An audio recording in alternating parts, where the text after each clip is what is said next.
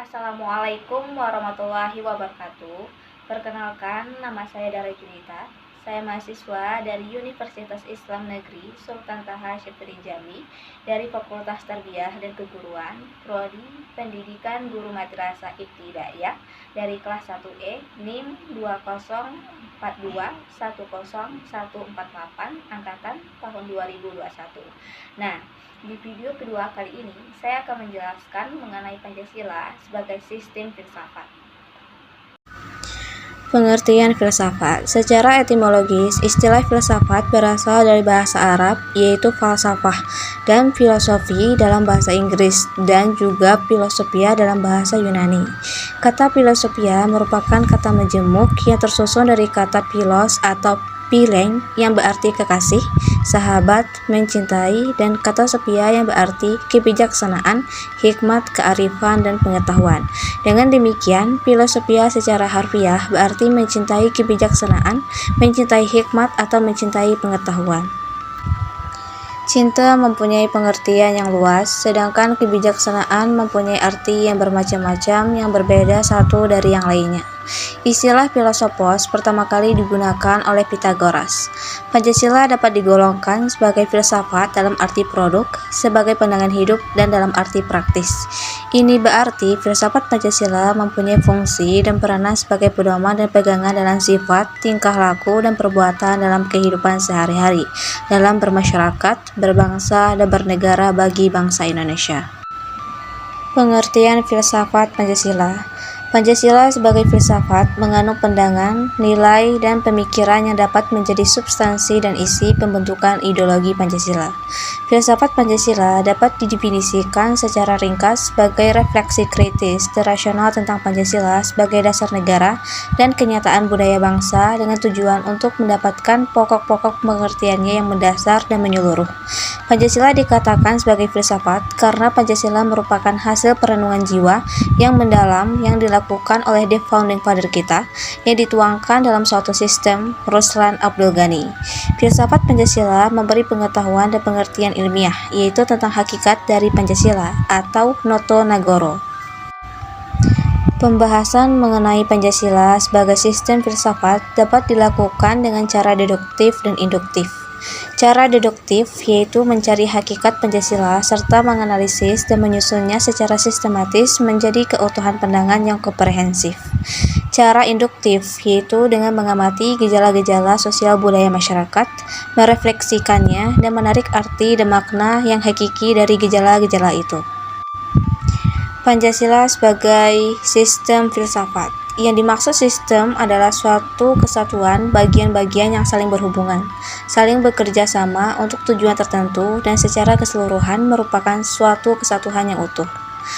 Pancasila sebagai sistem filsafat memiliki ciri khas yang berbeda dengan sistem-sistem filsafat lainnya seperti materialisme, idealisme, rasionalisme, liberalisme, komunisme, dan sebagainya.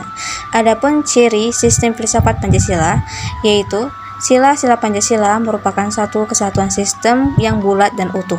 Dengan kata lain, apabila tidak bulat dan utuh atau satu sila dengan sila lainnya terpisah-pisah, maka itu bukan Pancasila.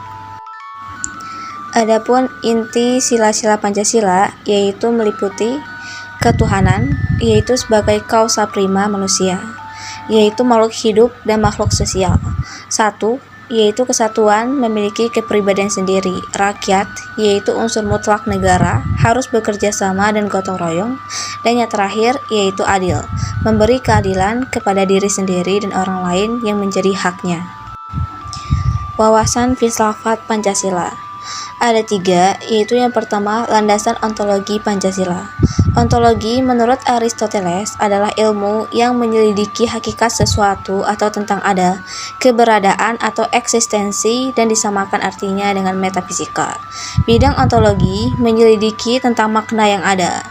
atau eksistensi dan keberadaan, seperti manusia, benda, alam semesta, kosmologi, dan metafisika.